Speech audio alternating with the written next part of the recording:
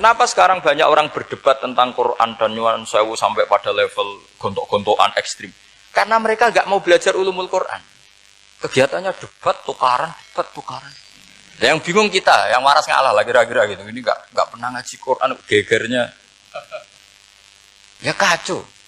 Ada ulumul Quran, itu yang namanya kitab Al-Itqan. Dan itu dibukukan oleh ulama. Dan gampang sekali. Pernah ya Sayyidina Umar ketika Futuhat, beliau sudah Futuhat itu mengalahkan musuh-musuh Islam yang memusuhi Islam. Perlu dicatat, musuh-musuh Islam yang memusuhi Islam. Karena kalau yang tidak memusuhi Islam nggak boleh dimusuhi juga. Ya. Singkat cerita ditanya, kenapa kita tidak tasakuran besar-besaran, kita kan sudah menang. Padahal disambut sedemikian rupa. Jawabnya Umar apa? Inna wa ta'ala qad ayyara qauman faqala adhabtum thayyibatikum fi hayatikumud dunya wastamta'tum biha. Allah itu mengkritik kelompok kaum yang dalam hidupnya itu foya-foya. Maka saya akan mengurangi foya-foya itu supaya saya menyisakan jatah foya-foya saya sampai di surga. Nanti orang kafir ketika dimasukkan neraka di antara taubehnya Allah. Taubeh itu ya semacam kayak disalahkan gitu. Adhabtum thayyibatikum fi hayatikumud dunya, jatah-jatah kenikmatan kamu, salah kamu habiskan di dunia. Sehingga kita harus pernah pas enak-enak tidur, tahajud, wiling-wilingan, ngurangi jatah.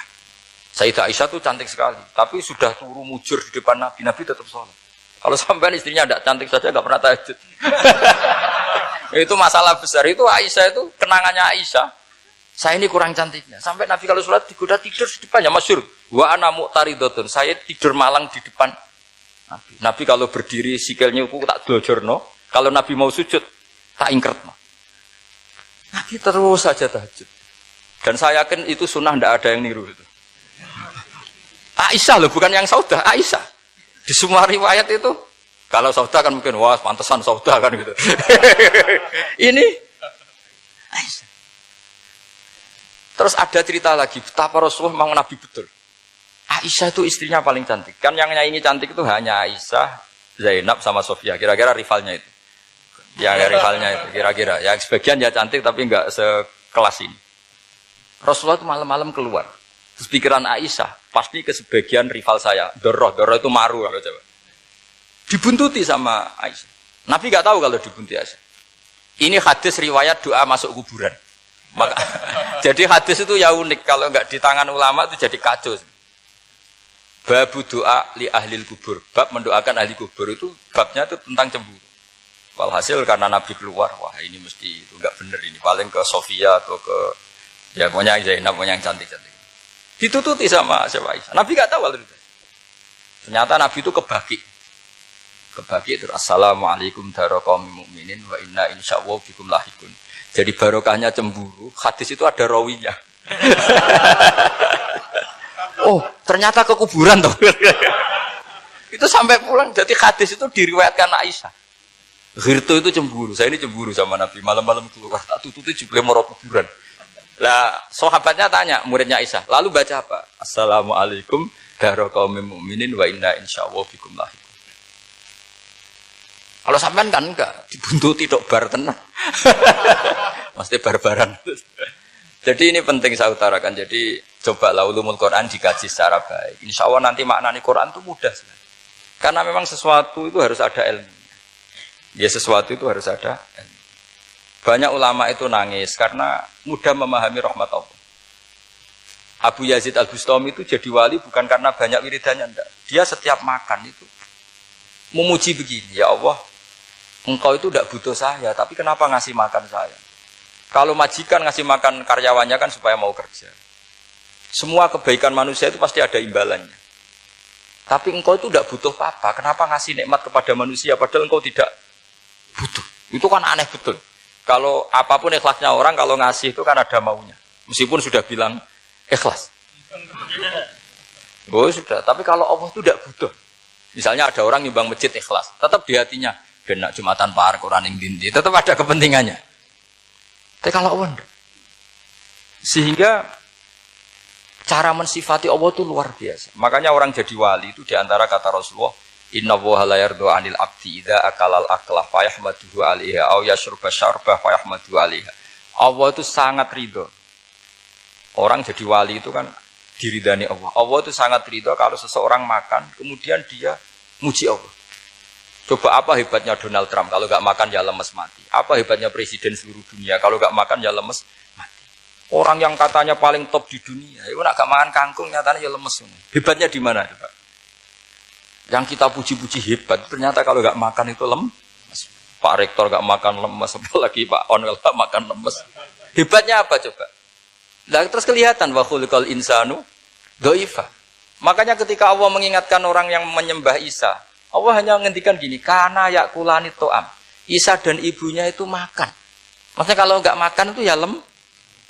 Kamu kebayang nggak punya Tuhan terus, Pak Tuhan jangan lemes, monggo dariin ya. Kayak apa malunya kita punya Tuhan kalau nggak makan apa? Lemes. Terus nanti cerita, alhamdulillah tadi Tuhan mampir sini. Tadi lemes lah tak kasih makan, bergas lagi. Makanya uang kritiknya mesti sederhana. Karena ya kula anitoa. Kok kamu Tuhan kan gimana? Ini kalau nggak makan itu. Tapi kita sering keliru mengatakan Presiden Amerika itu super power hebat.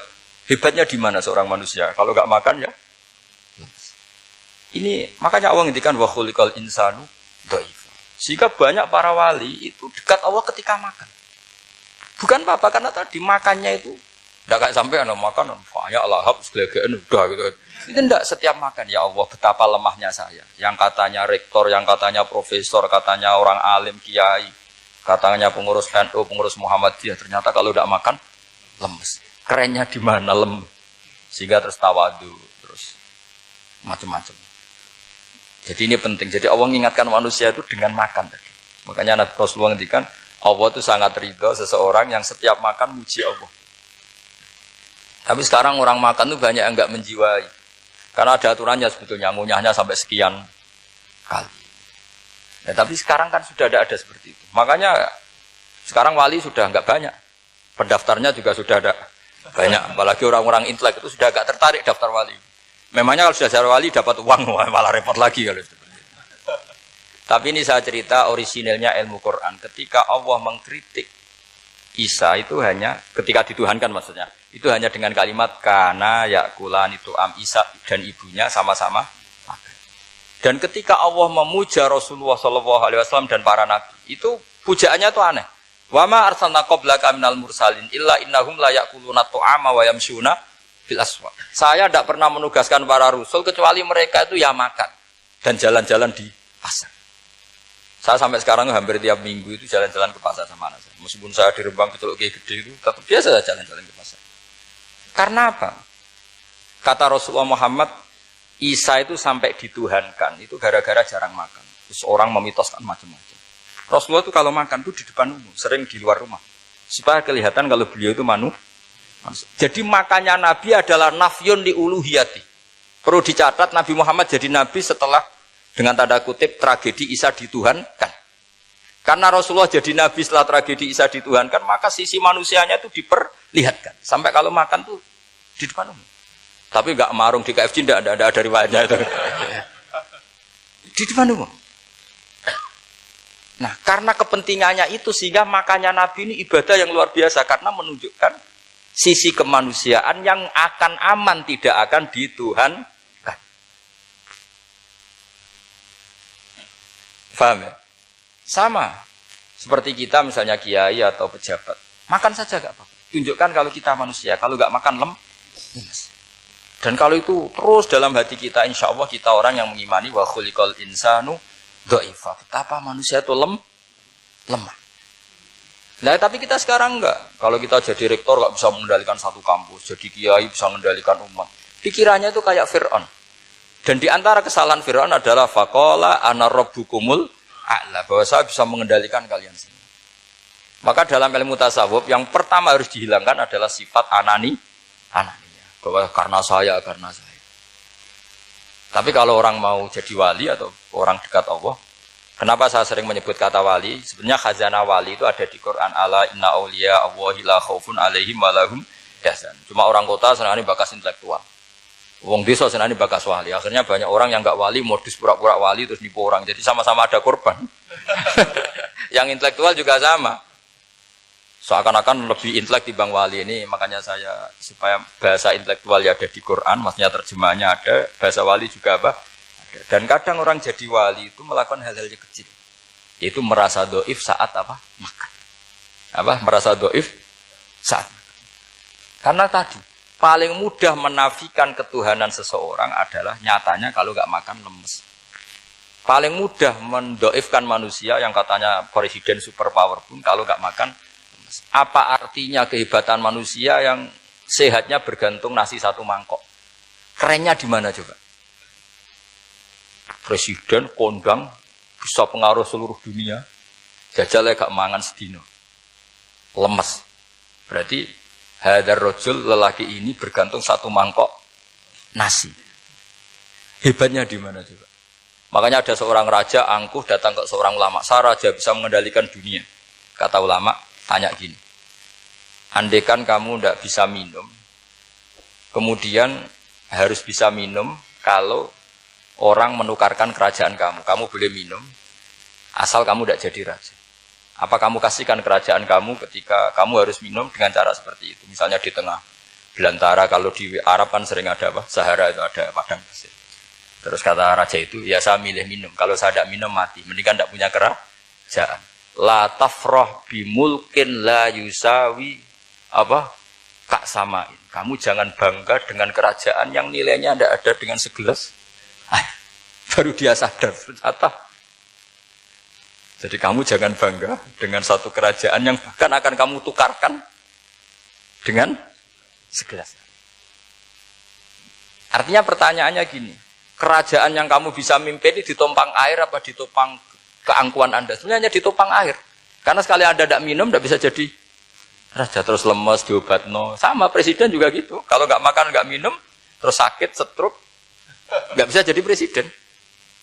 Artinya ternyata betapa manusia ini bergantung dengan suatu yang remeh, yaitu makan, minum, makan, minum. Nah di sini ini, kenapa Quran menyebut para nabi itu apa? Illa innahum la ya'kuluna ta'ama wa yamsuna bil aswaq. Kalau kamu tidak memahami seperti ini kan terus kayak Quran kok ngomong hanya gini kok. Kayaknya kelasnya kok nggak intelek gitu. Cara pandang nggak seperti itu. Paham ya? Jadi supaya lebih memahami Quran dan kamu akan lebih tasdik kepada Quran sebagai kalam Allah yang pegangan kita